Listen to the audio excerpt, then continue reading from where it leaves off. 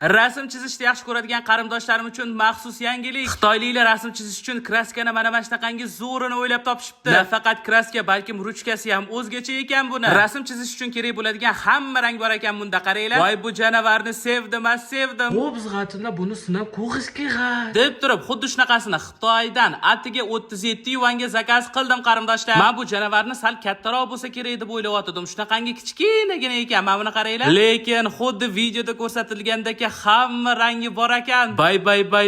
Buni ranglarini mana o'sha videoda ko'rsatilgandagi suvli ruchka. Aynan mana shu o'ttasini ochib suv solinar ekan. Xullas qarindoshlar, eng asosiy yangilik Xitoyda yaqinda 1 yilda faqatgina bir marta bo'ladigan 11 rasprodajasi bo'ladi. Aynan mana shu rasprodajada siz ko'plab mahsulotlarni 20% dan 70% gacha katta chegirma narxlarda olishingiz mumkin qarindoshlar. Qarindosh Xitoydan zakaz qilishni bilmasak, qanday zakaz qilamiz deydigan bo'lsanglar, qarindoshingiz siz uchun Xitoydan mahsulotlarni to'g'ri zakaz berish bo'yicha 2 kunlik bepul darslik o'tkazmoqdaman. Aynan o'sha 2 kunlik bepul darslikni o'tkazib yubormaslik uchun Profilm shapkasidagi mana shu link orqali yopiq Telegram kanalimga o'tib olinglar qarindoshlar. Qo'limda shunday kraska bo'ladi-yu, men rasm chizmaymanmi qarindoshlar? Sirazi oq varoni oldimda rasm chizishga kirishdim. Xo'sh qarindoshlar, aynan men chizayotgan multfilm qahramonining nomi nima edi? Bilsanglar kommentariyaga yozib ketinglar. Aynan o'sha multfilm qahramoniga o'xshadimi yoki yo'qmi? Men rassommidim o'xshatib chizsam. Xullas bu janavar juda ajoyib narsa ekan, barchaga tavsiya qilaman.